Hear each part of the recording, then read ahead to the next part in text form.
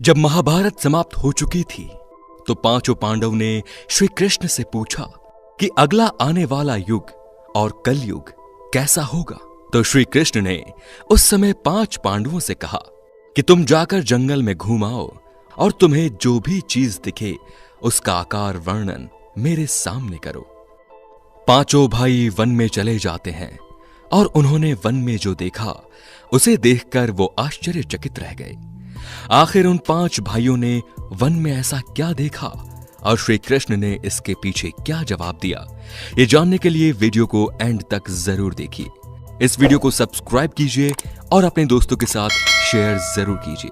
पहले भाई ने बताया कि उसने एक बड़े से पंछी को देखा जिसके पंखों पर वेदों की रचना लिखी हुई थी, लेकिन वो जानवरों का मांस खा रहा था।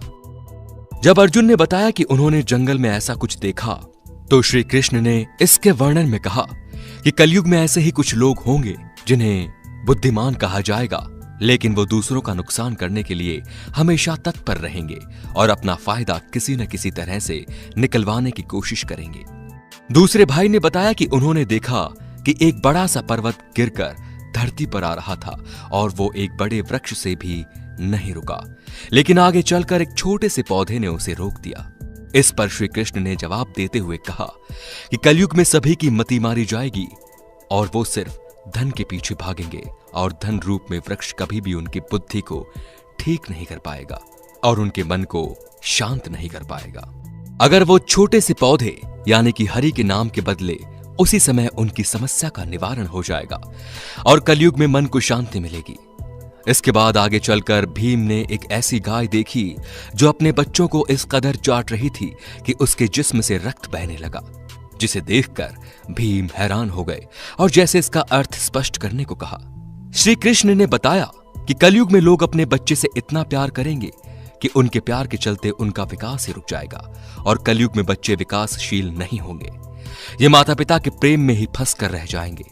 अगर किसी का पुत्र साधु बन जाता है तो उसके दर्शन करेंगे लोग, लेकिन खुद का पुत्र साधु बन जाए तो बैठकर रोएंगे लोग और निराश होंगे कि आखिर उनके पुत्र ने ऐसा क्यों किया।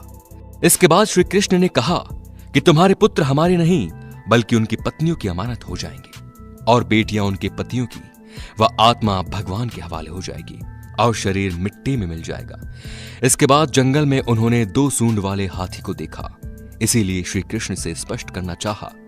तो श्री कृष्ण ने कहा कि कलयुग में ऐसे ही दोगले लोग होंगे जिनके हाथ में सत्ता होगी और वो कहेंगे कुछ और करेंगे कुछ और इसी तरह से वो मासूम लोगों का शोषण करेंगे। दोस्तों, ये श्री कृष्ण जी की भविष्यवाणियां जो लगभग सच हो चुकी हैं कलयुग में।